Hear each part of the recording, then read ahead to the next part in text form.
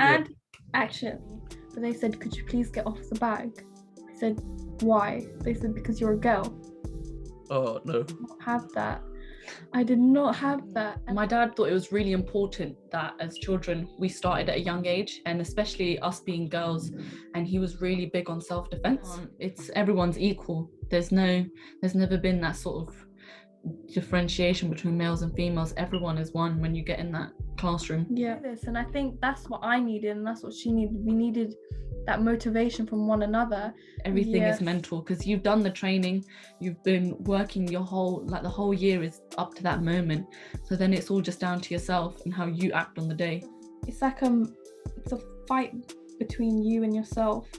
It's like you know you can do it, you're capable of doing it, you just have to put your mind to it, and that's where your self-confidence comes in. I do recommend buying a sippy cup.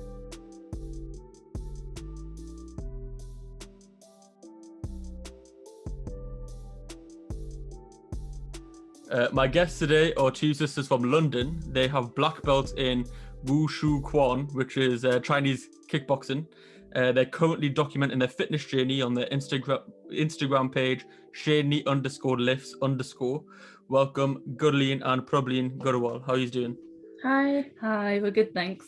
No worries. I always start this out basically by taking a trip down memory lane, what you were like as kids, what you were like as growing up, your background and things like that. So if you want to dive straight into that and take a trip down memory lane. Okay, so I'm Gurleen and I'm 21 years old. I currently study at university and I do law. And then that's my younger sister. Hi, I'm Prabhleen. I'm 19 years old and I'm studying cybersecurity at uni, second year at the moment. Wow, both of you are doing a proper like traditional sort of very academic degrees then. Yeah, I suppose I've always wanted to do law. I've always been interested in that from a young age, and Prabhleen too with her. My route sort of started very differently. I went into media, and then from media ended up in IT. But I'm enjoying it. It's good. I like it. That's good. So there's a couple of years between you. So what was like when you were kids? Did you always like get along, or did you fight? I'm imagining with some Chinese kickboxing. Well, Do you know what I mean? Growing up, we've always done kickboxing. We started at the age of 5. So we have an older brother. He's a black belt. I'm a black belt, and my sister's a black belt. And our dad, he started over 20 years ago. So he's now a 2nd degree black belt. So you can imagine with 4 black belts in the house. It's a bit beating each other up. It's a having bit crazy. Fun time. But growing up, we've had moments. We've had moments as sisters. You had moments. We've had our little running with our fists, but we've always got on. We've always been close with each other, and even now we're just extremely close. It's the way we've always been. It's how we've been brought up to be. Yeah. So, I imagine there's always going to be play fighting, but when you actually know how to fight, then play fighting can become real fighting then very mum quick. Steps in and mum's like, yo, then it's not really play fighting anymore. I can imagine. So going back to like childhood and things, like you're from London, so I'm guessing that you're growing around like a very ethnically diverse community. Is that fair to say? Yeah. Because I'm from Newcastle, so it's not very diverse up here. So. If you're growing up around so many different people, what was that like? Were there a lot of Sikh people that you were growing up with, or was it more just multicultural? And how do you think that sort of impacted you growing up? It was diverse for sure. We went to mixed schools, both of us and our brother. We went to public schools, but our grandparents, since we lived with them, they got us into the route of Sikhi. And so Punjabi school, going Gurdwara, teaching us about our Sikhi and the roots and everything. We've learnt that from our grandparents, so we owe that to them. So we've always been mixed. So we've always had the multicultural side. We've been mixed with loads of different ethnic backgrounds. And then we also have our Sikhi side where obviously you're Punjabi and all that sort of stuff. But yeah, growing up, it's always been mixed for us. We've never been just strictly Punjabi all the time. Yeah, I think that most of the people that I've had on so far, it's like you live in a double life sort of thing, isn't it? You've got like two identities. You've got the Punjabi side of you when you're at home, and then you've got like the sort of Western side of you when you go out. It's I feel like everyone's sort of in a similar position. You mentioned there as well, you got into kickboxing age 5, did you say? Yeah.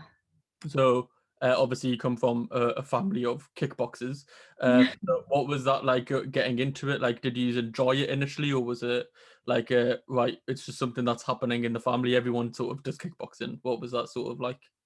Growing up, my dad thought it was really important that as children we started at a young age, and especially us being girls, and he was really big on self-defense, especially for us too. So going into it at first, we were quite young to understand what all of it was, but then as we started getting into it, it just sort of became like a lifestyle. Yeah, we just really took to it and we started to enjoy it. Our instructors would keep a mat on the side for us, as our dad would tell us when we were younger, and so that was our designated mat. So we used to watch Dad, and our instructors would always tell us to copy what our dad is doing, and then when they thought we were at the right age of understanding, they put us into the class. Then we thought we are upgraded now we're in the class training. Yeah, that's so cool. I guess when you're looking at your dad doing something as well at such a young age, it's like a lasting impression. Like obviously at that point he's a superhero, like everyone's dad is. So you obviously want to just copy him all the time. And then how long does it take to get a black belt? Isn't it like 8 years or something? No, so you can grade every it's every, because we started at quite young. Grading age originally starts at 8 years old. So you start from 8 and you have to wait every year. So because we all started at 8, we had to wait every year to get our next belt. Right. So for us lot, it took quite long, but then all of us managed to achieve it at 16. So it does take. That's with you at school then, no?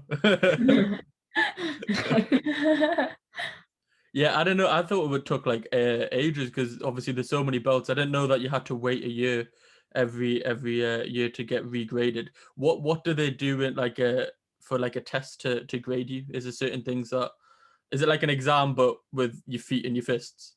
Yeah. So first initially you have to do a form and a fixed sparring. So then you get assessed and graded on that. And then as you move up in the grades, you'll have to do your form, fixed sparring, and sparring. So you'd have to So just imagine that I'm an idiot, that I don't know what any of this means. So bring it out to me. What step by step? What is all this? Okay, so a form are movements combined with a routine, and you have to perform that. And fixed sparring? Fixed sparring is how do you explain it? It's attack and defense. So you learn certain applications of how to attack and then how you retaliate and defend yourself. So each belt has a syllabus and there's certain requirements for those syllabuses. So you have your form, your fixed sparring, and then as you advance and get more higher in your belts, then there's more required of you in your syllabus, i.e. sparring and stuff like that. Then breaking material as you go up. Yeah, I've seen that video on your Insta of both of you breaking some. Does that not hurt your hands? It takes a lot of conditioning. But no, it didn't hurt us. Yeah, our brother told us really easy. Our brother told us stories of if you punch too hard, you might end up with a broken knuckle or this or that. So we were touch wood, we were all good. Because we were taught you condition on a sandbag, so you get taught punching, lead to knuckles, chopping, the meaty part of your hand. So all that sort of stuff you get told originally. So you condition as you go. You keep conditioning. Then on the day, it's just kind of just got to break it. And that's where it turns into like a mental state. It's your mental well-being now, where you need to think, okay, you've been practicing for, let's say, how long were we practicing for? A year? Yeah. And it's like, now this is it. Don't worry about the material, just focus on what you know what to do, and you just do it. It's everything you've been taught into that very moment. It's just that mental block when you see the material, when you see the roof tiles that you need to punch through. It's like you need to. But once you do it, once you see it shatter, you're just very easy. It's a great feeling. It definitely is. Is it like one of them things where you just do it the first time and then afterwards you feel like you can just punch through any wall? Yes. Basically, you feel invincible. but don't try that. Yeah, don't try that. Definitely don't. I had a one of them punch bags, but like the ones that were like shaped like a guy. Like, but they're made out of rubber. And my brother, so we were into like boxing back in the day, and he went for a hook, but he clipped the nose, and it went straight into the concrete wall, and he shattered like the bone just below your little finger. Yeah, not fun. Not fun. Yeah, don't try any of this at home. I would not advise that. Yeah, it takes years of practice, I imagine. So like when they're telling you that you're gonna like break what is it, like a concrete? It's not concrete, is it? What is it, like a brick? So the male do a brick and the females do a block. A concrete block. So and then roof tiles we have to punch. So then do they say like, so I'm imagining a lot of it's with like form and things like that. So you have to be like very specific where you hit it, and you have to how do they sort of like direct you in that to break this thing? So in training wise, we have like mitts. So you practice with targeting on mitts. So they show you, this is the mitt, this is how it'll be set up on the day, this is exactly where you need to hit, and this is how you need to hit. So each week you keep building on that, your power, your accuracy, hitting exactly where it needs to be. So then on the day, it's exactly the way they taught you, and you just line up and do exactly what you've been taught in that very moment. But you get a practice beforehand on similar things, like before, like No, none of that. It's just mitts. No. And sandbag and conditioning. No, you're not allowed to do any of that. There's no like concrete block that you have like a practice run on? Nope. So for all you know, you could hit it and shatter your hand on the day, like in your mind. I'm imagining, like obviously, hopefully that doesn't happen, but that's nuts. I always thought that like you'd practice and then you can sort of. Wow. It's all about your conditioning and it's your technique, and thankfully we're so grateful for the instructors that we've had since we were 5 years old, who are now family to us, and so they've always helped us with our technique. One would help us with technique, the other with targeting, power, speed. So when it came to the actual day and seeing my dad had already done it and my brother had already done it, I was like, okay, I can do this. And then when she saw I could do it, she's like, okay, now they've all done it, I can do it. It was all to do with our training. It was everything was to do with our training, our instructors. They all built us up to that very point, and it was like at the end of the day, when you're at that very moment, it's all mental. Everything is mental, because you've done the training, you've been working the whole year is up to that moment. So then it's all just down to yourself and how you act on the day. Yeah, true. I think a lot of it is mental, even with like fitness and gym training. That we're going to cover later on, but I imagine fighting, obviously I like boxing a lot, so most of my comparisons to any martial arts always end up going to boxing. But most of that is mental as well. Like you always see like certain fighters getting into each other's heads and things, just to sort of anyone can get like psychological balance, but not balance, sort of edge, sorry, is what I was supposed to say. What are the benefits, like obviously for your confidence, I imagine when you're like a kid and stuff and going through your teenage years, most people feel like insecure and things, but I imagine if you're into martial arts and doing breaking bricks, you're probably quite confident. I guess confidence has always been like, how do you explain it? From young, we've always been, our parents have always put confidence in us, and they've always taught us that, don't be afraid to do things, push yourself, always just be confident in who you are. Always be confident in who you are, because that's what matters at the end of the day. And so kickboxing has really helped with confidence, because it's molded us who we are today. Yeah, for sure. Yeah, 100%. Unfortunately, like I don't think and this might be my ignorance, because I haven't seen too many people from like an Indian background, especially females, into like MMA and things. But I feel like it is one of them things where any sport at a young age is super important for not just like physical health and not being fat, but also like for these like confidence issues and like socializing as well. I'm assuming in the gym you're speaking to so many different people and learning so many different things. Do you know what I mean? Yeah, so I originally started gym around 3 years ago now it's been. And so that was like weight training and helping me build my strength. And I persuaded Prabhleen to come with me to the gym. At first, she didn't take to it. She just did not want to come to the gym. She was like, Googs, I just don't like this. It's not for me. But then when she started seeing that, okay, look, I can like gain a lot from this. Like the way she saw me now lifting heavy, she saw me strengthening. She goes, okay, good. And she was like, you know what, let's just do this. And I think that's what I needed, and that's what she needed. We needed that motivation from one another. And because we've been at our gym for like 3 years now, we know majority of the people there, including the staff. So it's nice to have that community. But we've always had really supportive people Very at the supportive. gym, and there's been a lot of people that they support us. They've given us guidance, certain ways to lift, certain ways to not, sort of just give us a bit of direction. Always. And we're always happy to take it. When they tell us different techniques, we're like, oh, we never knew that. It's nice. It's like the little things that really have helped us along with our fitness. Yeah, 100%. I think most people, when you go into a gym, you find like you always think it's going to be daunting, don't you? You think, oh, all these big people lifting all these massive weights, like they seem unapproachable.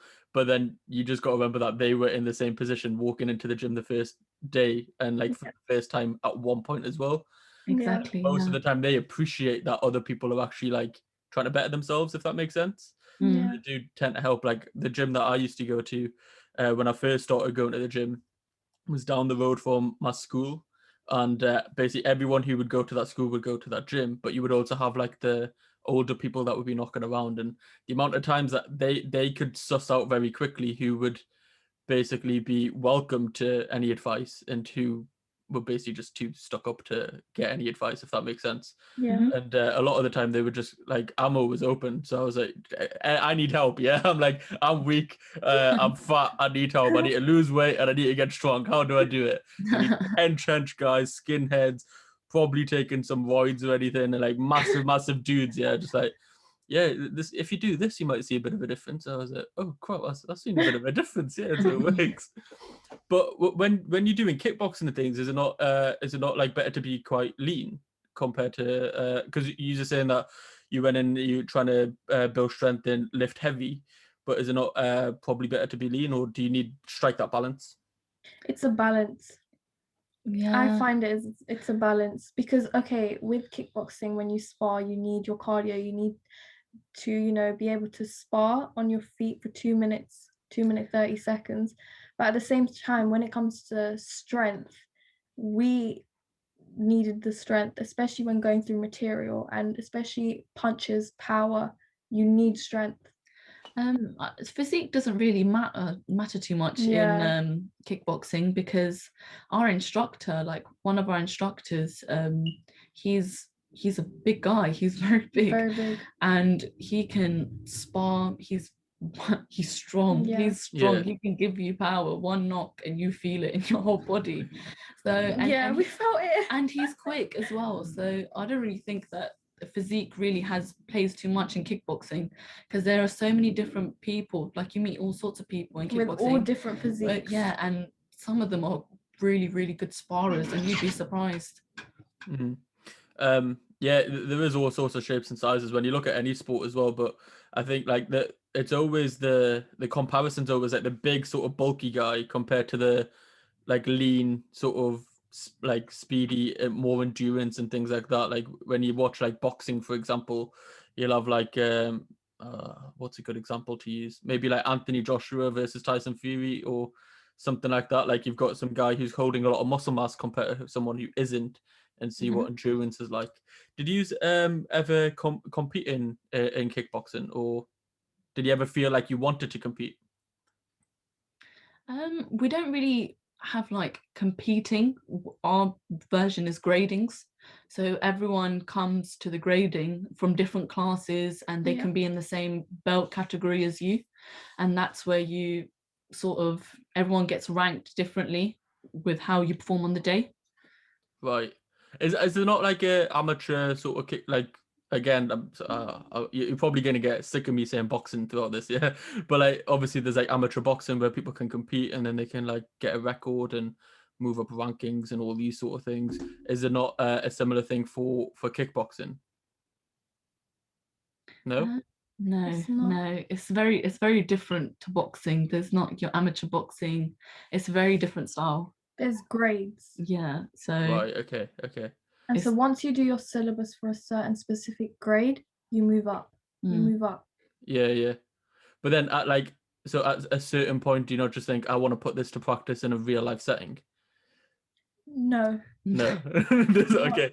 So You there's no wanting to do that whatsoever. No. It's just, especially being two young girls, especially in this kind of society, it's essential that you know some sort of self-defense Mhm. just to be safe. And touch wood, we've never encountered any types of Mm. violence or We've anything. But always it's, been yeah. sorry. No, carry on. We've always been taught that whatever you learn here only should be used in class or in Yeah. gradings. So God forbid you ever come into the situation where you need to use everything you've learned, then do what you have to do. But other Yeah. than that, everything we've been taught is just strictly for class and gradings. Yeah, I understand that. I didn't mean like, obviously I didn't want to say that, oh, you're gonna get like attacked or something, that you gotta whip out some kickboxing.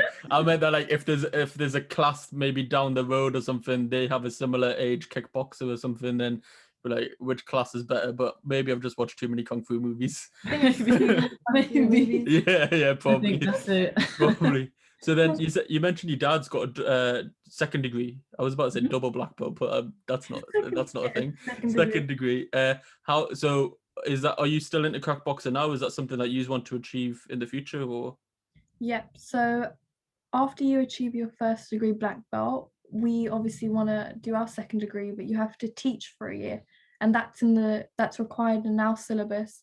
So we do have a class. Me, my dad, and my sister. We all three run it, but however, due to COVID, it's all closed. Yeah. So we put that on hold at the moment. I started my years teaching, Yeah. but then it got put on pause because of COVID and classes have stopped, and it's all just been really hard to reopen because trying to figure out COVID guidelines, how do you move on with the class and keep people safe at the same time. But eventually we will. Eventually, do I it. would like to go further. So then how long does that take? So you got to do a year of teaching, and then I imagine that you've got to do more form and sparring. There's a syllabus for that. Your black belt syllabus is much more intense than your other grades. Yeah. So you have a lot more requirements of you. So going forward in your second degree, towards your second degree, you have a form, you have stick attack and defense, you have knife attack and defense, and then for females you have sparring. Males you have group sparring, and females have group sparring too. And then males have to do 2-on-1s, 3-on-1s, whereas females don't have to do that. And then you have your breaks, all the material. So you have about 7 roof tiles, 2 concrete blocks, and 3 planks of wood to kick. So it's a whole day. It's a long day. Yeah, well, I was gonna say that sounds more like a week than a day. It's a long day. Make that stuff up. That is a lot to cover.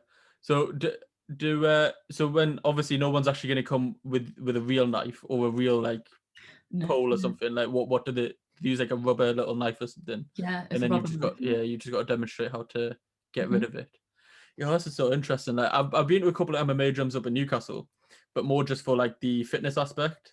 And just like to see what the crack is. And it's a workout and a half, obviously. But the actual like sparring and things like that, I was in I didn't really understand it because I got chucked a bit into the deep end, I guess, a bit too quickly. I was a bit too egotistical. I was like yes to everything, and then realized I just got my ass kicked, and I was like, nah, I'm good, thanks. I'll just stick to the fitness and the cardio, please. Because it is a really good workout, to be fair. Like compared to your normal sort of gym setting and weight training, you use muscles that you didn't even know existed, and like the next day I'm thinking, what the hell, like my little pinky finger sore or some shit. But you're constantly learning also when you're training with your punches, your kicks. We get told all the time, guard up, or your legs, or you could throw a punch, a jab, move, duck. You're always constantly using your learning. brain. And you're always learning new things every time.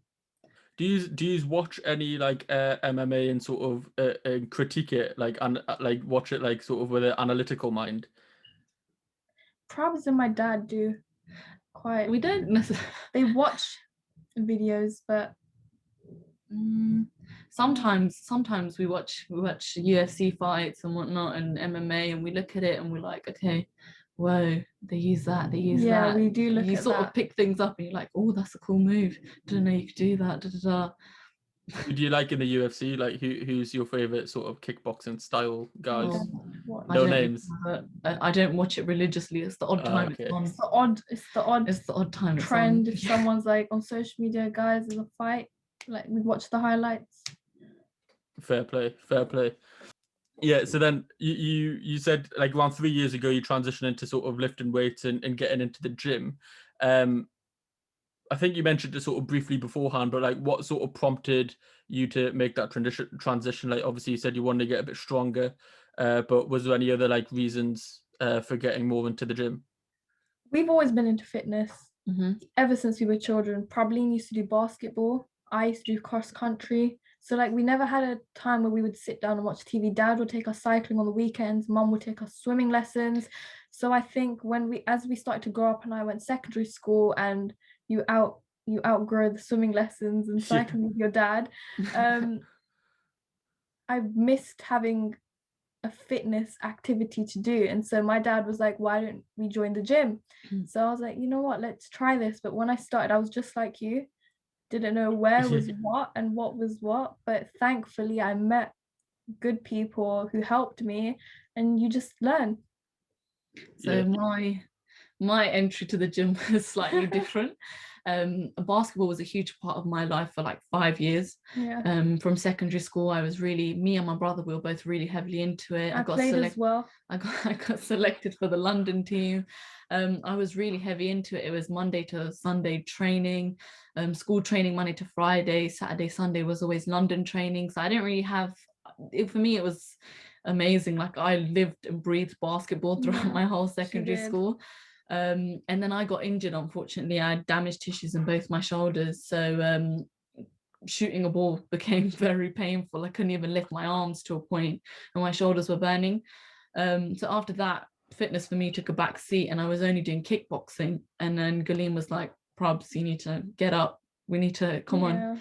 We need to get you into doing something. Like you can't be sitting around just doing kickboxing. So came with her. She taught me, and at first I was like, no. Gym.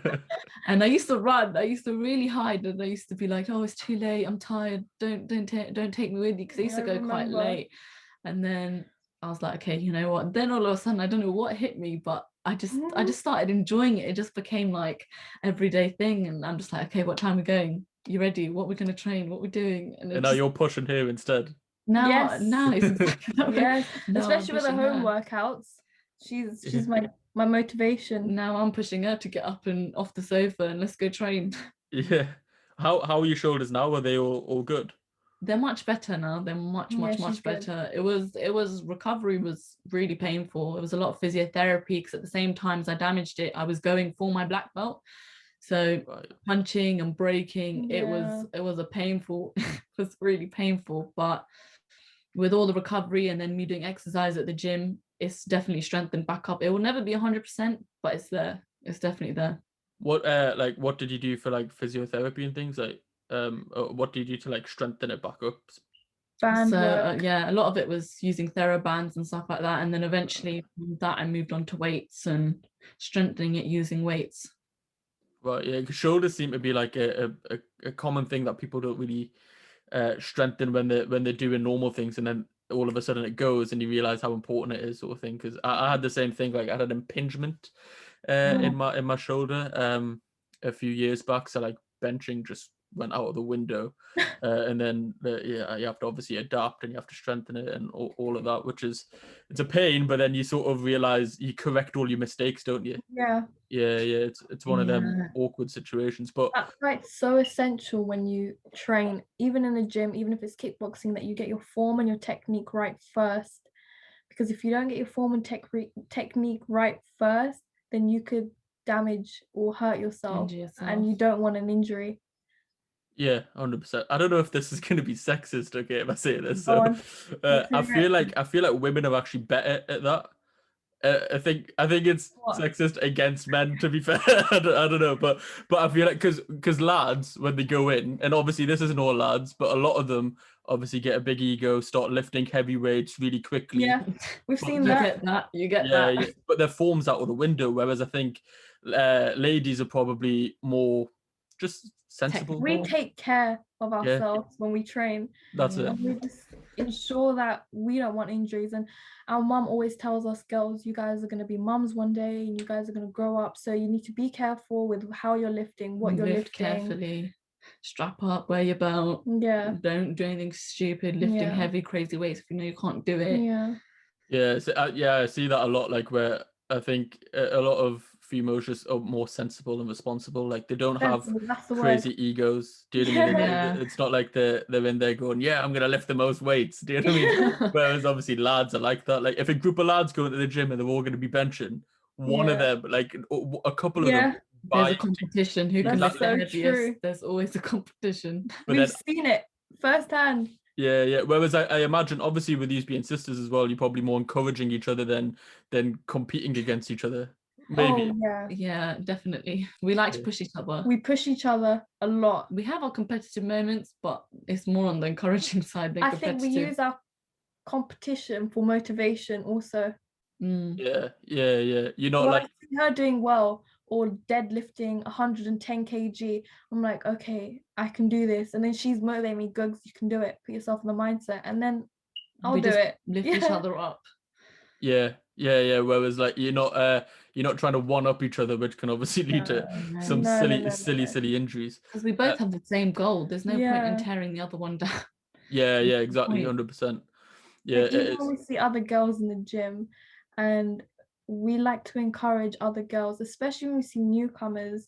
Since lockdown, when the restrictions eased and the gyms were open, we saw a lot of new females entering our gym, and it was good because they were looking at us and we helped a few. It's nice to help other people. Yeah, it's a good feeling. How does that feel for you, being like, for maybe like within 3 years you've went for the people that like or approaching other people for help to now getting approached for help?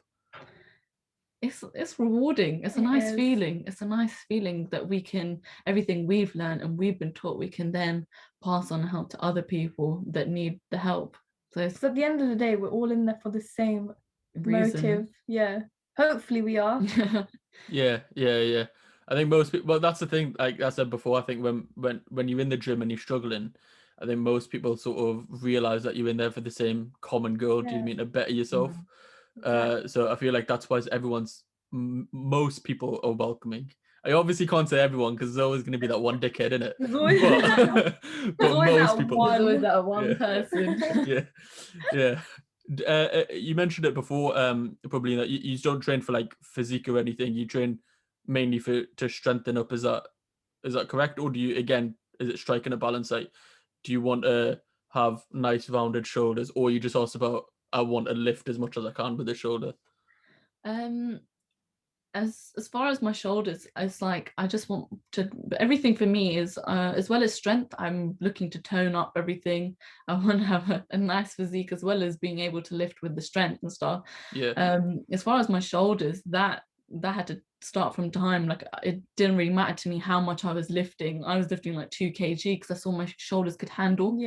So I thought, forget the weight and the number, start from scratch, build your weight up. That's the only way I'm going to strengthen and make my shoulders better. Because if I start picking up 20 kg and trying all these silly stuff, I'm not going to be helping myself. I'm going to be damaging myself further. So I definitely had to build, start from scratch, and everything start from scratch. Yeah, it's more like functional than it is than it is physique based, because you do see that. So, like, obviously I've had quite a few fitness related guests on so far, and there's been some personal trainers, there's been some bodybuilders, there's been like people who obviously all train for different reasons, and it's like a bodybuilder will train purely for physique. They're not bothered about how much they can lift, but then a powerlifter is not bothered about how they look. They just want to lift the most amount of money. Do you know what I mean? The goal at the end of the day is everyone has a different goal. Yeah. So that's what I'm asking. Like, what are your goals from this? Is it purely to supplement your kickboxing? Is it to look good? Is it to be strong, or is it a combination of all? Combination of everything. Yeah, definitely combination. Yeah. Because our gym comes in handy with our kickboxing. Our kickboxing helps sometimes with the gym. It's happened on one occasion. Yeah, so it definitely comes in hand in hand. Yeah. Explain further on that, because that was a intriguing laugh. There's a story behind that laugh. No, it was just a little incident I happened to have in my gym. My dad wasn't with me that day, neither was she. It was just me, and I was on the bag just punching, and these two boys approached me. They were older than me, but they said, "Could you please get off the bag?" I said, "Why?" They said, "Because you're a girl." Oh no. I did not have that. I did not have that, and I'm quite a calm person, but when I get angry I do get triggered. So I said, let's go to the ring. You sound like a psycho right now when you're saying this. Quite a calm person, but when I get angry, I'll kill someone. Smiles are fooling you. Smile. It's the smiles. So went to the ring, and he obviously did not know I did kickboxing, so I got him with a turning kick to the face, and then his friend heard the hit, and so did some other people in the gym who were staring at us. And then because everyone made that ooh sound, he got very angry and said, "Watch what happens outside." But nothing. Oh no! So you fought him in the ring? Yeah. So he goes, "Oh, I want this bag." You said, "Right, we'll fight for it," basically. No, he said, "Because you're a girl." Oh, okay. And then Not you just having basically that. just went, "Right, let's get in the ring, and I'll sort you out." I'm a girl. Do you think I can't fight? Let's go. We've been taught that's not how we should handle situations. Oh, no, don't do that. It's our instructor came and had a very stern talking to. That's not how we should handle a situation. Walk away. Don't engage. Yeah, don't engage with crazy, but silly people like that. I was triggered because I am a female. You think I am unable to fight, so let me prove it to you. Have you experienced more things like that in like a kickboxing community, or was it just a one-off? Because I imagine that most people it's sort of like the gym parallel is most people who were there probably understand that everyone's going through a similar sort of pain, so there's a mutual respect, I imagine. So there's probably not. In our kickboxing family, it's not male dominated. There are a lot of senior female ladies in kickboxing, and we look up to them. We highly regard them because we've seen their videos of their material being broken and how they teach. And when it's a female teaching another female, we're like, okay, we understand, because they understand what our bodies are going through. So there's no the males are there, no females can't. It's everyone's equal. There's never been that sort of differentiation between males and females. Everyone is one when you get in that classroom. Yeah. Do you think there is added benefit though of being, like you just alluded to there, of being taught by like the same gender? So like a guy being taught by a guy and a girl being taught by a girl, I know?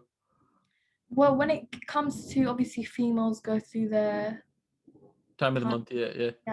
And it's nice to have, because our instructors are all males. It's okay. Our instructors, even our dads, so we've always grown up stretching, sparring, all been with male instructors. So when it came to our black belts and we had senior female instructors helping us and guiding us, we thought, okay, like this is helpful. It reaches you, especially when they know that your body's going through changes, and us being young women growing, it helps. Yeah, that's what I meant, like, as in obviously as in like it's relatability. Do you know what I mean? Like, so like, how should I say this? Okay, when someone wants to get into fitness and they're Sikh, they're probably going to go and seek muscle. Do you know what I mean? Like the Insta page, because then you see other people doing what you're doing. So if there's like so many like men doing MMA and you can't see another woman, then it might be discouraging. Whereas if there is more, then there's more like of a relatability is what I was trying to say. Like obviously everyone can help each other out and stuff, but like one of my mates up here is a PT as well, and he does account for the time of the month and all that sort of stuff, and like that women's bodies are different to men's. But I always just think, surely, it's just easier to have a woman, because it's the difference between sympathy and empathy. Yeah. Do you know what I mean? Like one's like, I understand what you're going through, whereas the other one's like, yeah, I know what you're going through. Like I've been through it myself. Does that make sense? Yeah, I get what you're saying. But the way we've always been taught with our male instructors is there is no I'm a Yes. girl, I'm a guy. Yes. It's like you're here, you train. train like everyone else would train. You get pain inflicted on you, you take it, you learn from it. You cry, you get up, Yeah. wipe your tears, and you go again. Like, that's how we've always been taught. It's always been toughening us up. Yeah. I feel like I might have like just shot myself in the foot here because I feel like I've worded it quite poorly. I don't know. I don't think I should speak anymore on this topic because I feel like I'm not wording it right. I'm trying to say like you can, obviously everyone should be able to do it, but like in equality and all of that banter, I'm all for it. Don't kill me, people. Don't cancel me or some shit. But like obviously if there's more relatability and things, surely it's an added benefit. Do you know what I mean? It's like it's a cherry on top. So like the base standard is like, everyone should do it, but if there's more relatability and sort of things, then it's like a cherry on top. Hopefully that is a quick recovery, but I still don't know. You may have saved yourself. We'll see. I still feel like I've shot myself in the foot there. What are like your nutritional differences between like now since you've started training and like kickboxing? Like, do you, obviously because you're quite fit, I imagine that you are eating a healthy diet and all these things. You probably don't indulge too much in bad food.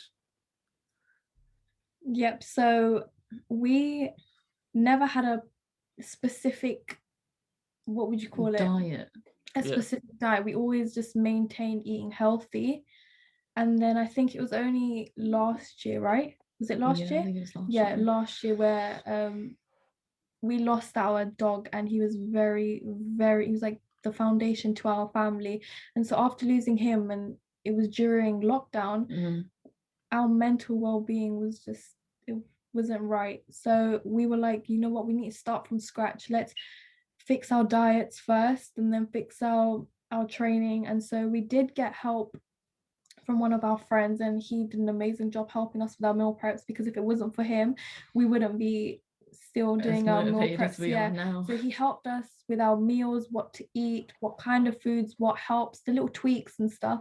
And now we're like our little birds with our little wings now. We understand now what to eat and what not to eat. So did he do that as in like did he do like macros and things, or like what kind of things did you start implementing into your diet? So it was more protein for both of us. Definitely. It was more because we wanted to bulk in a way. We wanted to put on the weight because and turn up a bit. We wanted to we wanted to bulk but maintain our strength and just really, and we noticed though, and this is what we were saying, is that diet is very, very important, key for training, because if you don't eat right, you can't train properly. And we realized a massive, substantial difference in our strength, like when we're properly eating strength. To when we barely eat. You see it. So like obviously massively, like you are feeding yourself like to do more and like strengthen, and your muscles get bigger and things like that. And it is a massive difference. Like I remember before I like started getting into the gym and stuff, obviously you just eat what you want. Even when I got into the gym, I didn't really think about it. I was like, oh, I'm getting more hungry, I'll just eat more. I didn't really like think of what I was eating. You just shove things in your mouth. But then you start learning about like macronutrients, of like splits of like how many calories to eat. And then you realize like, oh, I can actually manipulate how I look. Yeah. Do you know what I mean? Like I can. Also, what we struggled with was our water intake. We really struggled with drinking like 3 liters of water a day. I wasn't that bad. I was drinking no. I was drinking a good amount of water, but then we realized a good amount needs to be pushed up to a lot more than that. But no, water's definitely very important. I struggled with a lot. Yeah, like I'm reading this book at the moment. It's by Darren O'Brien, I think it is. It's like 5 like little superfood hacks. And it's like, and one of them is literally just water, and it's so simple because like you're always taught like 66% of your body's water or whatever, and like, or 2/3 or whatever. But I think it was something for like 90% of like adults are like dehydrated. They just don't get enough water intake whatsoever. Mm-hmm. I think they're getting their water intake when they're having like fizzy drinks or something, and you don't realize that it's actually doing the opposite effect. It's actually dehydrating you more than anything. Mm-hmm. Yeah. I've got There's so many positives I to got this bad boy, which is like 1.5 liters. I just carry it everywhere with me. Oh, here we go. Yeah. So this is mental. Well, this is your mental state. So I said to my sister, I want to drink water in a fun way. So then I said to her, let's buy straw cups, sippy cups, because you wouldn't know how much water you're drinking. So I've been through 6 of these today, and so is she. And I think it's helped me. It's helped. I do recommend buying a sippy cup. Sorry, I can't not laugh when you say sippy cup. I get a flashback to like a toddler or something. But no, it does work. Like everyone's got their own different thing. Like I just prefer to have something really big so I don't have to fill it up all the time. Like if it's just there once, I'll end up drinking all of it. So like that's. Yeah, no, I tried that. We both tried that. I took to it, but she put me on this whole sippy cup thing. And it works though. She put me on Does the it work? I got a glitter on my name and everything. She has the same matching. That is good.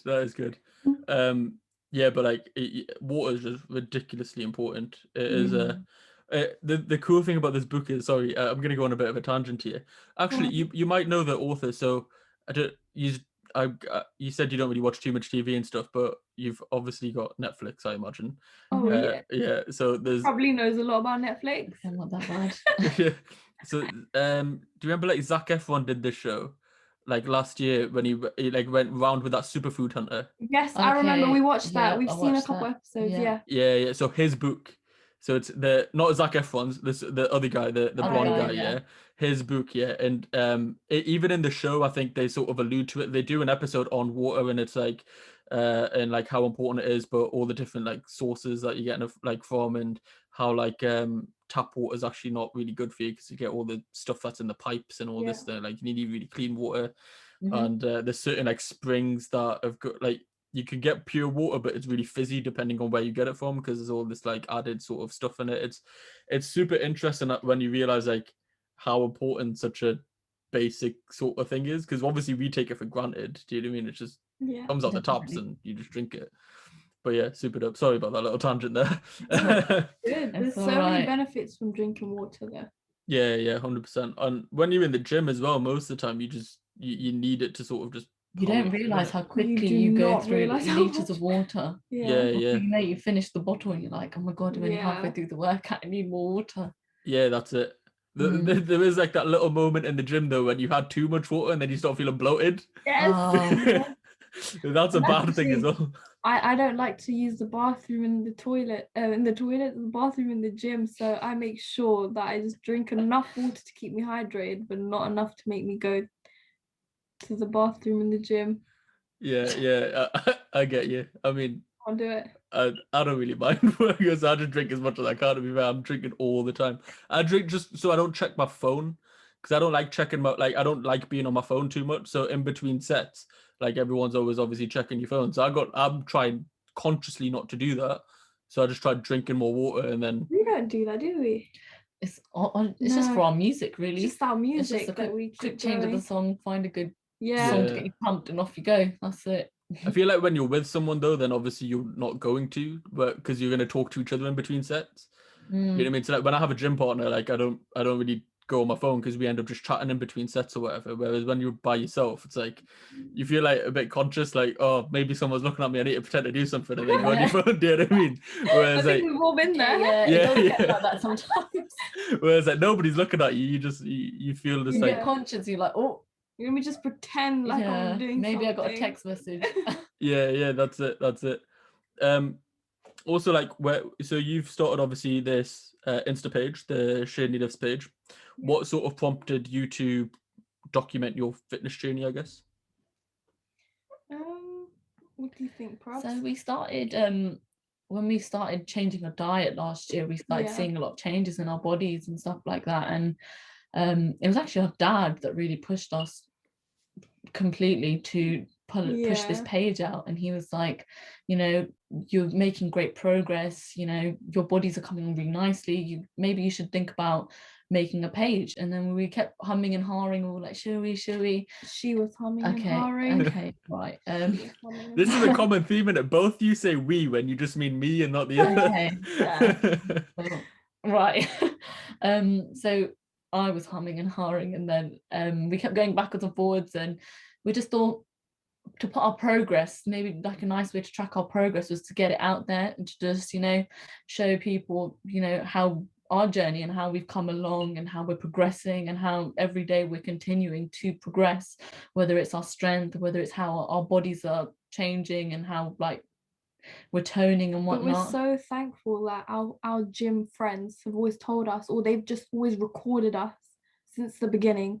So we've always had those videos of us doing an exercise and then doing the same exercise double the weights. Or it's nice to see our progress. And I was saying to Prabhleen that it's encouraging, especially when other girls, so many other females have reached out to us saying, this is amazing, how do you do this, how do you do this? Like, you don't see a lot of girls lifting, you don't see and a lot stuff of like that. Indian girls specifically lifting in the gym. Like our gym, majority of the guys there are Eastern European big guys, and they bring their girlfriends along, but there's no Indian female ladies that we've seen. Very rarely do we see them training hardcore, and when we do, we're like, wow, oh my god, hi.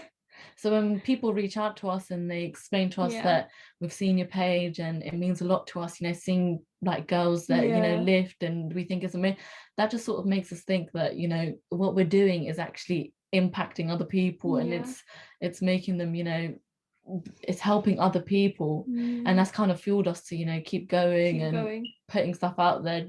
And it motivates us. Definitely. Because we're like, okay, we haven't posted anything, we need to post now, because people are probably wondering, where did we go? Where did we go? Yeah, no, 100%. That's what basically prompted me to contact you guys, is that I did a podcast with Harvey, the physiotherapist. He comes to our gym. Harvey's a good friend of ours. Yeah, and I think maybe he posted, or from the Sky Therapy page, maybe like you had some got some bands and did like a workout with them. Or maybe it was on your page, but then like he was tagged in it or something. So I was like, oh, like there's obviously you're not my like I'm not your target audience, you know what I mean? I'm not like an Indian girl trying to go to the gym for the first time. So I was like, oh, this is a new sort of world for me. There was but since I've had this KultureKast page, I've sort of like stumbled across like a lot more people doing cool things that I was like, yo, I didn't even know that up when they were in this sort of field, or like if there was, you know, young Indian girls lifting, or if there was like just so many things, do you know what I mean? You because you're not looking for it.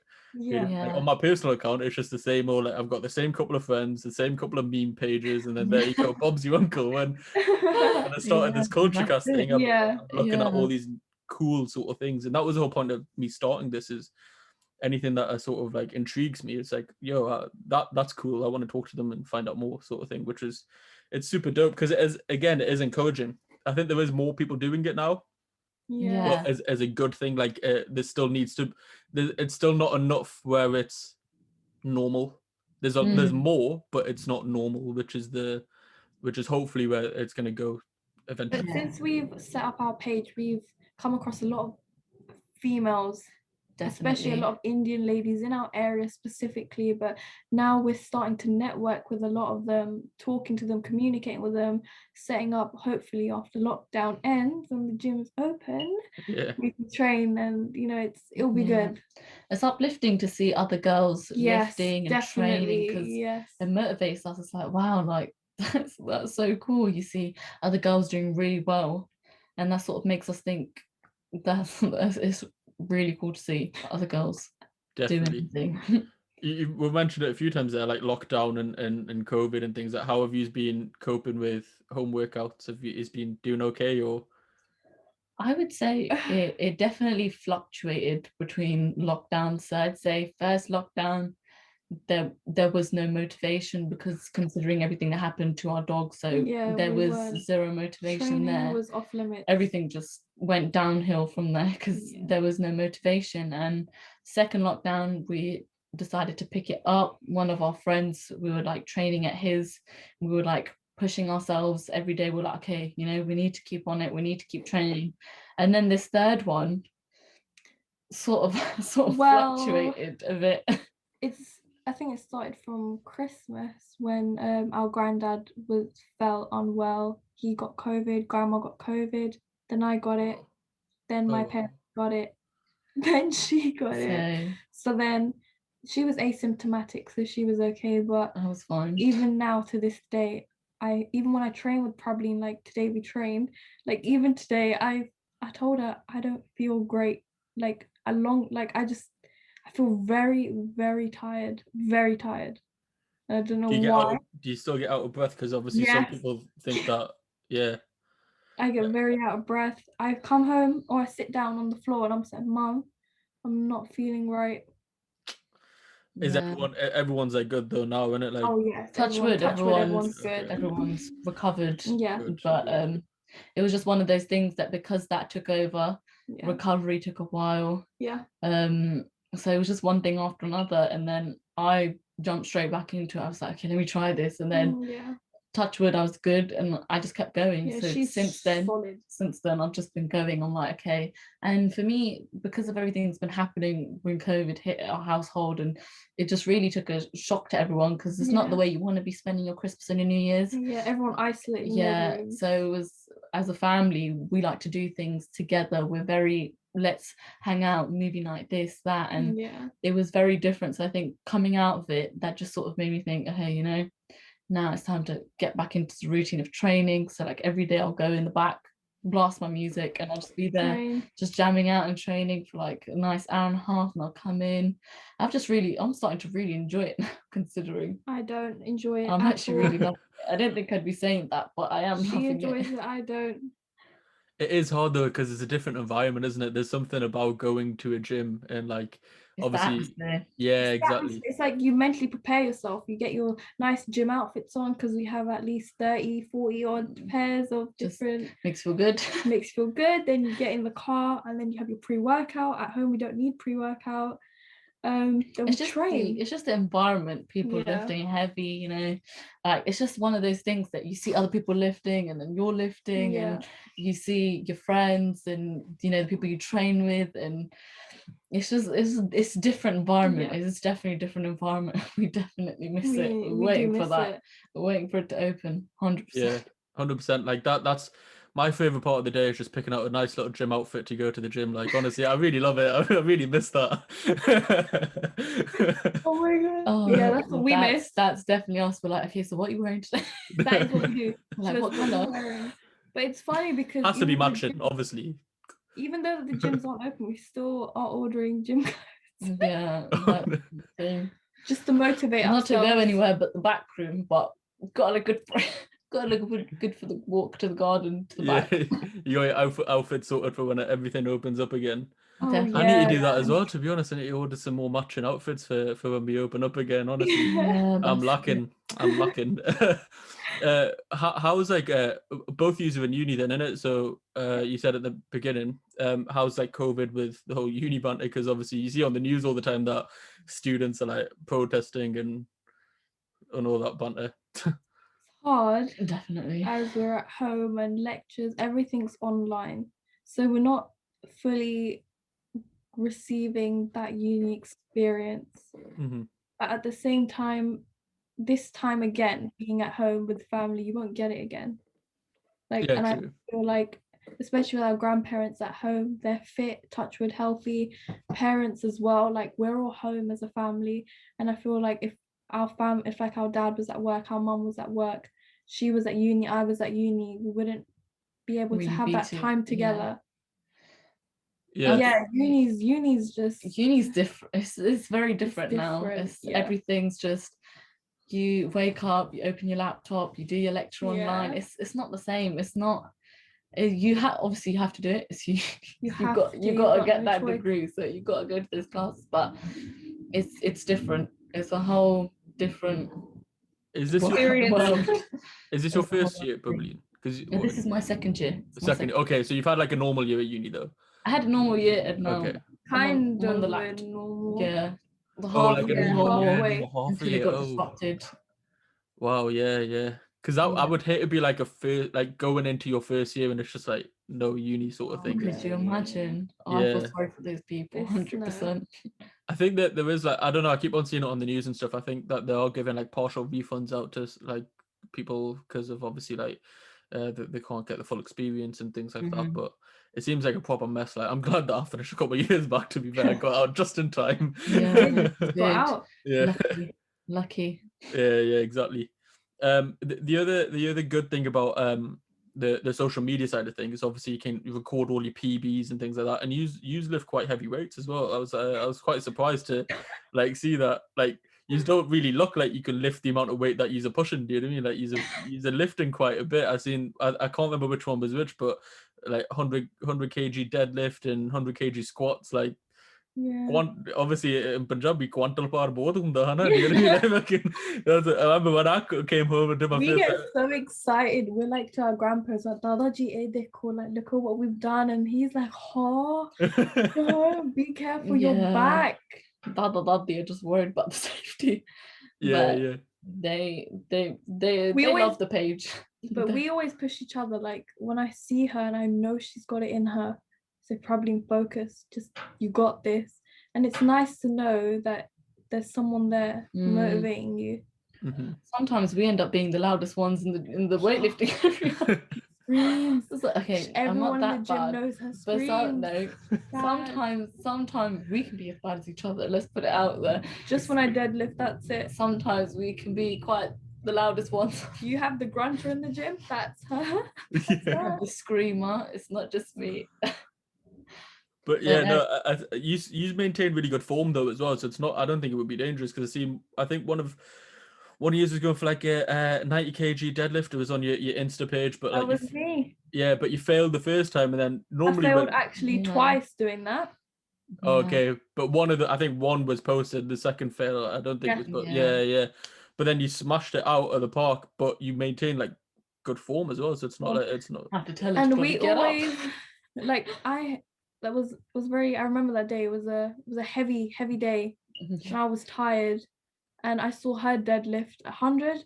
She goes, Gugs, you have to hit 90. You have to do it. I was like, fine. I was like, we're not going home till you hit. And for me, it's the mental state. When I see the bigger weights getting put on, I'm just like, oh no, like no, I can't do this. She goes, it's easy, just don't think about it, put my music in. And then our friend Nim, he was there, and he's like our internet form police. He always makes sure before we upload any videos, he checks our videos for us and tells us, girls, this is right, this is wrong. He'll be like, okay, don't post this one this time, next time look at this, try doing it this way, and then record that and then post it, because you got to get the form right. So but it's just about you focus. You just need to focus. And then I did it. I did it. It was quite good. No, definitely 100% with the form thing as well. As like obviously you need to be careful and have the correct form, and it goes back to the thing before that we're talking about, like don't try to do ego lifting because it doesn't get you anywhere. Get you anywhere, exactly. But also going back to before, I imagine like this is sort of where your kickboxing background will come in handy when you're talking about like your mental. Do you know what I mean? Like your mindset going into it, like to overcome them barriers. I imagine that sort of that martial arts background or kickboxing background it'll be good in that respect as well. Yeah, it definitely does come both hand in hand, because there are times in kickboxing where you're questioning. You do have like blocks, and you do question stuff like if your opponent's slightly bigger than you. Like when we were younger and we'd be sparring like small tiny guys kids as big as my dad, and we'd be like, oh my god, and you're just a little kid, so you're like, you have that little mental block like, oh my god, I'm gonna get beaten up. And then it was always that thing that we'd always constantly get reminded by instructors, like size isn't the thing, you know what you've been taught, don't get scared, all those sorts of things. It does even going up to the black belt, like don't look too much at the material, just go in there, do what you do, and just break it. Like it's just one of those things, just mentally it's a fight between you and yourself. It's like you know you can do it, you're capable of doing it, You just have to put your mind to it, and that's where your self-confidence comes in and your self-esteem comes in. And that, since we were young, my parents implemented that into us when we were very, very young. So touch wood, we've had such a supportive family, and they've always helped us, like, you guys, you got this in anything. So whether it was basketball, kickboxing, everything, they've always just pushed us to the full extent. They're like, you're all in, go for it. Yeah, no, 100%. Like it is one of them. That's why I was thinking, like, with the kickboxing background, because obviously I think when you're at a young age and you realize like that you are more than you're capable of, and like your mind, then obviously things later in life, obviously, like, them doors are already opened. Do you know what I mean? Like that mental barrier is already like sort of. Definitely. Just like when we were breaking the material, like we were talking about earlier, it's like that feeling of accomplishment. I just did that. Yeah. Like, I did that. Now I feel like I could do anything. Yeah. Didn't try that again, but it was a good feeling. Yeah, it's like the build up on the day was like, as you're prepping, like all your instructors were around you, and like your instructor's like, okay, you're here now, you know, don't think about it, just go in there, break that, you know, you've got to get angry, just do it, just go. And it was one of those things, because we had both instructors. One was more technicality based and the other one was more like, you know, revving strength, anger, boom, you know, crush that. So it's one of those things that we've always had that mindset. We've always had that mindset from a young age, you know, don't think, just sort of do. Yeah, 100%. Like I had this, like I had the same thing when first time I deadlifted 100 kg, because it's obviously that nice round number, isn't it? Like you're waking up to it and all that, and I was like, oh, it's like 100. You know what I mean? It's like it's a round number, and I couldn't do it for weeks. I literally, like, I tried. I was like 90. I would play around with like 90 for reps, and then do 95 and just play around with it, sort of thing. And then after like a few sets, I'd like try 100, just wouldn't happen, so I just go back to 90. It's like the comfort zone. Yeah. And obviously one day it's just like you got your boys in there, and like and they're all hyping you up, and they're like, come on, chuck it there, come on, fucking do it, and all that stuff. And then boom. Like us, it's our music for us. Like, put on some Siddhi Moosewala, some AP Dylan, Punjabi bangers. You need. It does get like that. Like when you're lifting and you're like, okay, like the first time I hit 100, I was like, oh my god, like. I only weighed like 60 something, and I was like, oh my god, like this is heavy. This isn't like lightweight. Yeah, and then she'll be like, don't even. And I'm like, your music up, your volume up, do it. And then it just sort of makes you think, you know what, I'm gonna do it. I'm gonna do it. Whether I leave this gym, it's gonna happen. And then you make yourself believe it, and that's exactly what happens. Yeah, exactly. Like the time that I did it, it was like so easy, and then I just zoomed like straight up to like 200, and then I got the same bloody mental block again. So like 6 months later, I've done like 100, and I'm like sitting at 200. I'm like, oh, not this again. I'm stuck here for like a month again. But then eventually, it just takes time, and then when you get through that, and then you get on the next weight, and then all of that banter. But for me, it's, I don't know, like I could always hit PBs, but then it would always come to the round numbers. You know, like I could do like 165 as like a squat or something, and it would like 170 or something. Yeah, no, but then when I get to like 200 or like 150, that's, I don't know, in my mind it's just like they're nice round numbers, so it's like in my mind they signify more. I know what you mean. That's like me and the big weights. Like when I see these guys loading the big weights for me, then I'm like, no, these are big boy weights. Like I don't think I can do that. Yeah, it is a weird thing, isn't it? Is that everybody has their own little thing in their mind. So yeah, what when you are training now, obviously you're doing a lot of home workouts, but when you're back into the gym and things, what's your typical sort of week of training? Do you do like upper lower split, or is it how many times a week do you train, and X, Y, and Z? So when we first started, we did shoulder day, back day, leg day, arm day, and we realized over the time it was not as effective, like our body training and everything. But then we got introduced to push pull legs, and that has helped us massively. So we do push pull legs, rest day, push pull legs, rest day. So that's helped us. That's our a lot. regime. And then just throw in a little ab workout somewhere for feeling it. A little arm day. Arm day. Yeah. Just whatever floats the boat in between. Whatever we floats us, feel. yeah. Yeah. That's good. That's not a bad split, to be fair. Like, I always thought, again, this is probably my ignorance, that like obviously girls would just go in and hammer like legs 4 times a week or something, and then do like, oh yeah, like, because obviously all you see on Instagram is just like, oh, booty do you know what I mean? workouts. Exactly. It's like, oh, there's a new peach emoji workout here for you. That's literally all you see all over the place. Yeah. But then, See, that's one thing. That's one thing we wanted to not do. Yeah, we said from the start that we don't want to be known as like the girls that only do like the leg workouts, you know, because at the same time we do find our upper body just as important. Like we train both just as regular as each other, and I was like, don't want to just be constantly posting about legs, because it's all good and well, you have really nice legs. What about your upper body? Like it should be a balance. yeah, 100%. Yeah, 100%. And then when you are lifting such big weights as well, like you're sort of getting rid of the second myth, which is girls can't lift heavy weights, otherwise they start looking masculine. So that there's another stereotype that is going out of the window. No, you do not. We are living proof that you do not look like a man whilst lifting. Look at us. Yeah. You do hear that quite a bit, like, oh, you know, you can look like a man if you lift too much or whatnot. And did you ever get that when you were starting the gym and starting to lift heavy and stuff, like to discourage you? Yeah, you had a few people that would say, you know, don't lift too heavy, you don't want to be like a guy, don't lift too heavy, you're going to become quite manly, your body. You don't want your physique to look like a man. It's a myth. It's not ladylike and whatnot. Yeah. Honestly, it is, to be fair. Like the only time that like any of that stuff actually does end up happening is only a few steroids, to be fair. Like, there are women who obviously have amazing physiques, and politely saying this is that maybe look a tiny bit more masculine. I think that's the politically correct way of saying that. But don't shoot yourself in the foot again. I'm trying so hard not to, man. Be very careful with those word choices. Like honestly, you can't say half of the things that like you.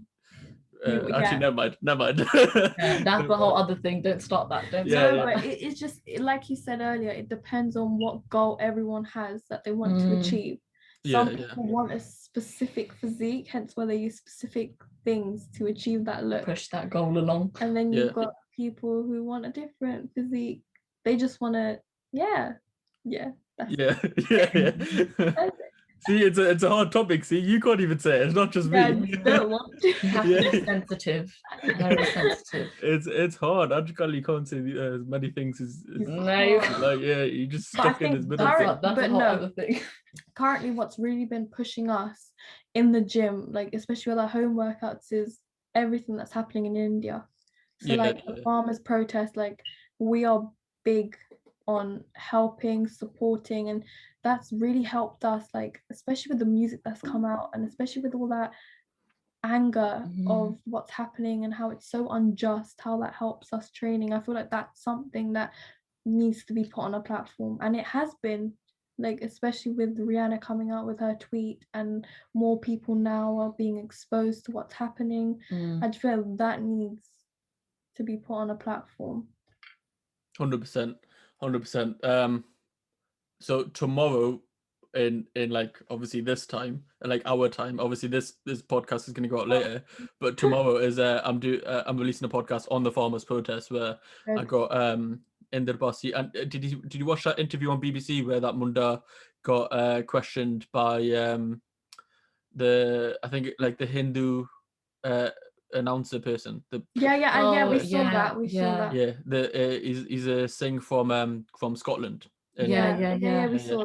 So I got in contact with him after basically that, and then we recorded a podcast like basically detailing what's happening over there, and it is actually just mental, to be fair. I think we did quite a good job of like breaking it down and sort of what like not so much what's actually happening with the protest, but why it's happening, because I feel like a lot of the things, like you can see the injustice in the social media posts, and there's videos that are coming out, and you know what is happening is wrong. But then like I had a few mates who were asking me like, I don't actually know why it's happening. Obviously, what's happening is bad, but like, why is it happening? So Yeah. that's the sort of route that we try to take in that podcast, of breaking it down and saying what was the system beforehand, like what was the Monday system like, and why was Yeah. it ineffective, what has changed, and why them changes, instead of helping farmers, have actually like hindered them.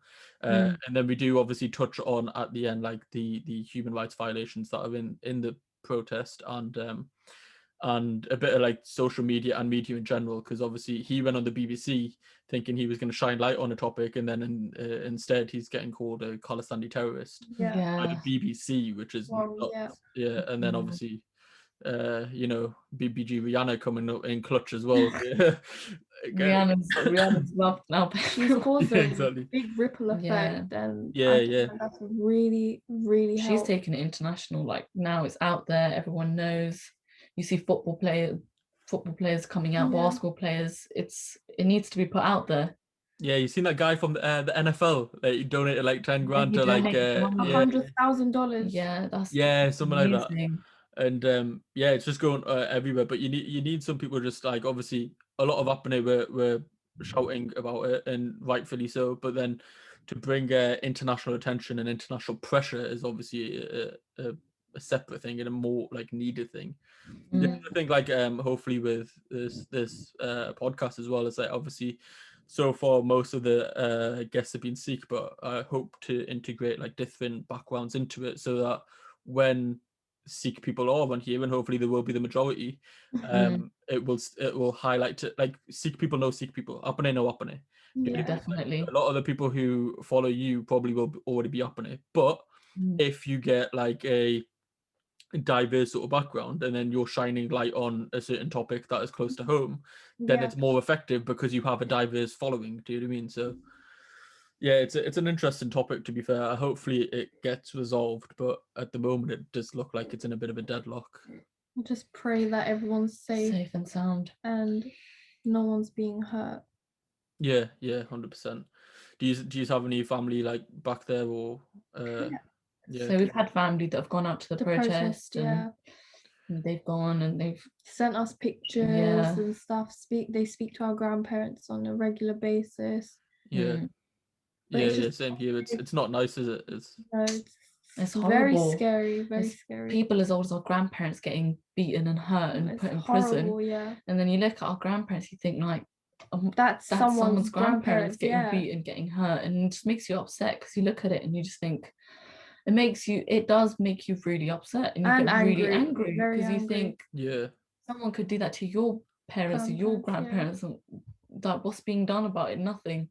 It's a passionate topic. Like every night we basically have like a recap of what's happening like obviously today, as probably most families are doing in an evening time, when they get together and like sit down and talk to each other. Like, this is like the updates for today, but then every night obviously it's just the passion just boils over, because it's frustrating, and it's obviously like a thing where it's obviously got a lot of history behind it as well, why it's frustrating.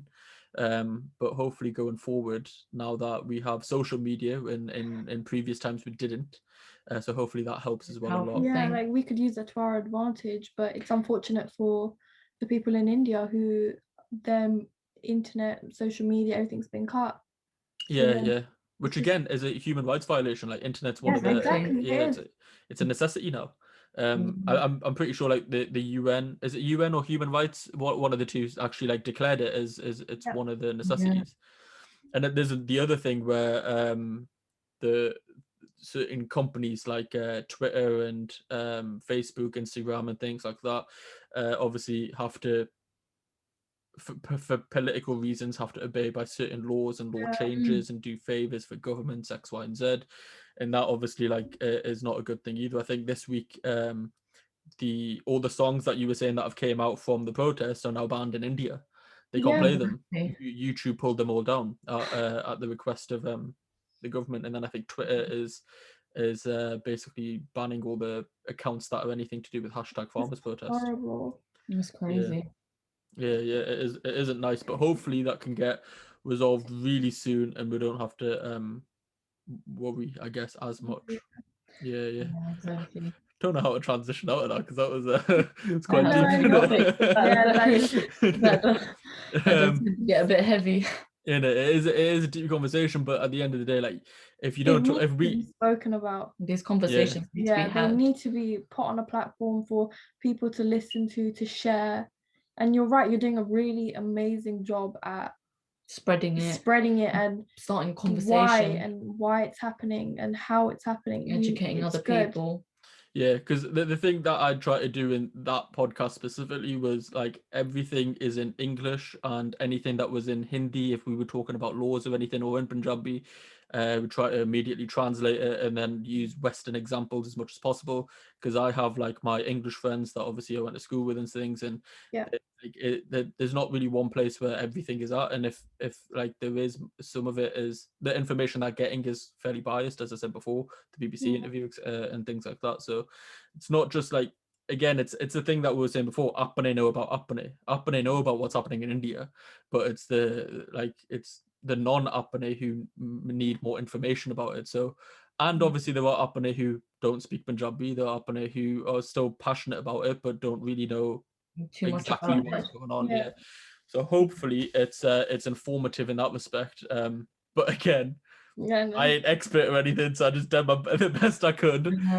As we found out in this podcast, I could shoot myself in the foot a few times, so don't do it. hopefully I haven't in that one, because obviously it is a lot more important, that issue. So hopefully I've done it justice, but we'll see. By the time this goes out, it's going to be like quite a few weeks ago, but hopefully it's all good. We'll see it. We'll see.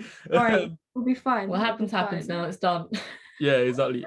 The way I like to end each podcast is with the same 5 questions. So I ask these to every single guest, and it's a nice way to like just finish off the conversation. Okay. Obviously, because there's 2 of you, I would like an answer from both of you, so no copying answers here.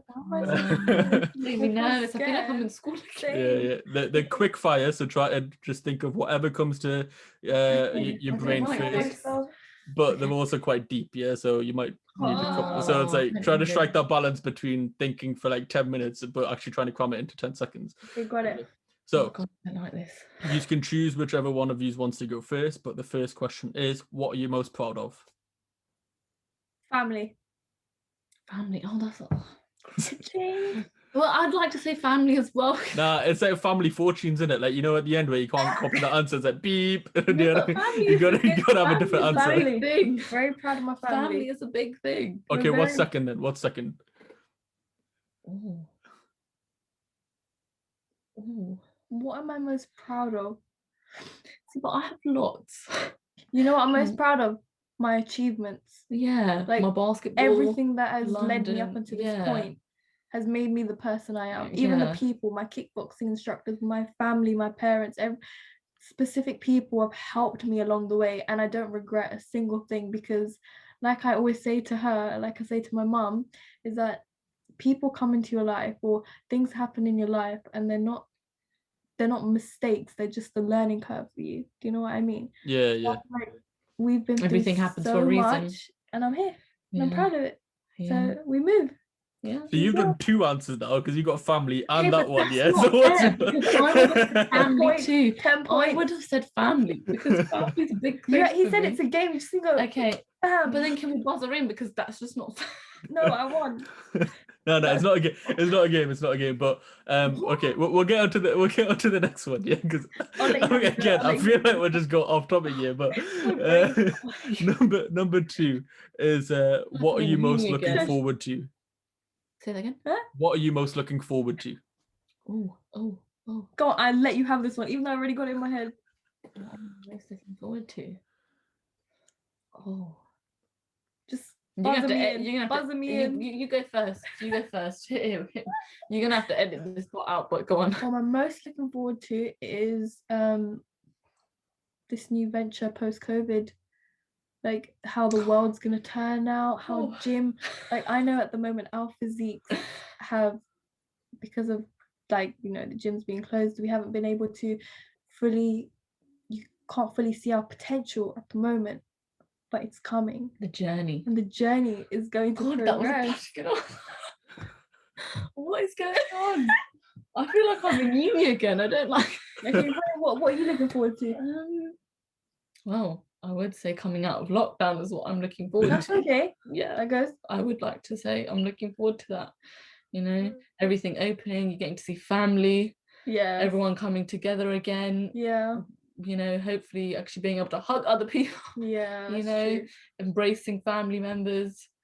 I think that's a big thing we're looking forward to seeing, because there's family we haven't seen in weddings. so long. I want to have some samosas, some jalebias, and do some Yeah, bhangra. we make that at home now. Since COVID, the we learned how to make them. But yeah, weddings, we waiting for that. You know how we told you about our gym outfits? We have a lot of Indian outfits. So many. And they're just sitting there. Waiting to be worn. Waiting for us. Here we are. Yeah, same. Got a lot of wedding outfits now. Joking. I got like 3 suits that are just for cycle for everything, man. You got black, navy, and grey sorted. Every can't go wrong. Standard what guys wear: black, grey, and navy. Can't go wrong. Safe choices. Navy. And it's all the colours you need. So question number 3 is, what is your biggest motivation? Go on, Probs, take it away. Biggest motivation. I'd have to, again, going back, family, 100% family. How did I know? Everything we do is for them. All our drive, everything we do is for our family, our Jojo, our dog, everything. It has to be back to family, 100%.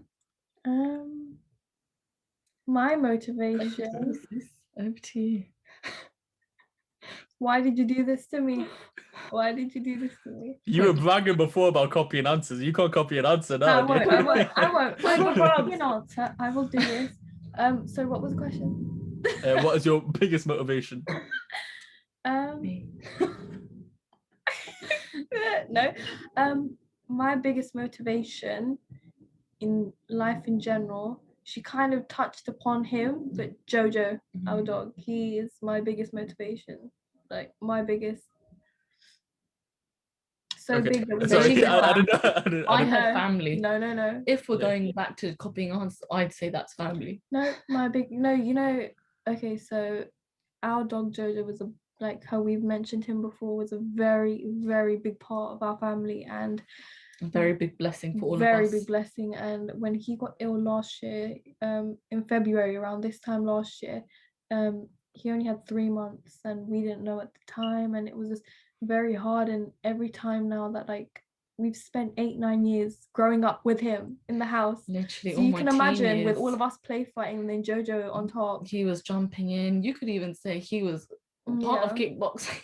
Yeah, he was always ready to fight when my dad and brother would fight, and then us lot, like he was always involved. That's why, like, I always say that he's my motivation, because I always look up to, like, okay, Jidge, like, even in the gym, like, when I'm tired, you know, when I'm doing a set, I'm just like, come on, Jidge. I say to them, like, come on, let's go, you can do this. You hear me? And it helps a lot, because I'm like, okay, he's looking on me. He's here. That's nice. Number 4 is what is your definition of success? Healthy. Being healthy and happy mentally. That is my version of success. Like, money comes and goes. Oh my god, yes, that's money comes and goes. Oh god, that was good, wasn't it? That was good.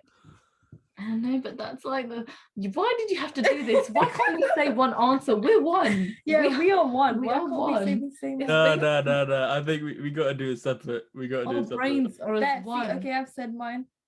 Okay, what do I think success is? Okay, you have to edit all this extra part out, because I need to. No, we're keeping it. We're keeping this part. Maybe he's gonna make a blooper of all of us. We're gonna keep this 5-minute interval while you decide an answer. Yeah, this part is gonna have to. Okay, come on, Prabhleen. What do I think success is? Oh no. Oh god. Yeah, I don't. Achieving. Yeah, I get. Yeah. Success is achieving your goals, what you want in life, but oh wow, that's amazing how you just thought of that. I'm so sorry. Smart, we think the same. I don't think money can buy happiness. I don't live off that. Hate's a strong word, but I don't like that saying, because I don't feel like money can buy you happiness. You could have all the money in the world, but I don't think it will make you a happy person. It doesn't. You could have everything. You can have all the money in the world, but it doesn't Be the really loneliest person in the world. Exactly. So I think True. success is for us is it's happiness, it's accomplishing your goals, the people around you, your family. For us, that's what we define success as. Yeah, you got some happy homeless people and some miserable millionaires. So Exactly. you can't buy happiness. Right. Okay. This is getting a bit too competitive between you. Yeah. So let's bring it down. Come on, potentially share the answers. Share the answer here if you need to. But it's the last question. So because it's the KultureKast podcast, how do you think your culture has affected you thus far? Culture. That was the hardest question. Yeah. Our culture. Okay. How was our culture? Sorry. That affected you this far? Like, how has it helped or hindered you or anything in your life, in your entire life? Has it been? Okay. Yes, the culture's helped us. It's shaped us. Definitely. The way we are now. 100%. I feel like we had this conversation the other day about how people claim, yes, I'm Punjabi, like, you know, and I am Punjabi, but a lot of people don't know Sikhi. Yeah. And I feel like there is that difference. And I feel like with our culture and with our grandparents, they brought us into our culture and our Sikhi. And I feel like those are two very important things that have helped us. Like Gurbani has really helped us shape the kind of people we are today. So I think growing up with our culture around us constantly has definitely shaped us the way we are with everything, like our attitude towards everything. Doing Gurbani, learning part definitely has shaped us, you know. From be it kickboxing, be it education, be it our family, it's become our outlook as to the way we see things. Yeah, smashed it 100%. Full answer. Yeah. Boom. There we go. No competition here. You both win. No. Hooray. Tag team. We're a package deal. We're one. Exactly. This has been proper dope. I've really enjoyed it. It's been proper jokes, to be fair. I've really enjoyed the podcast. All of it's just your Instagram will be left in the link in the description. So click on that, go follow them, and really enjoy the podcast. Thank you for having us. Thank you.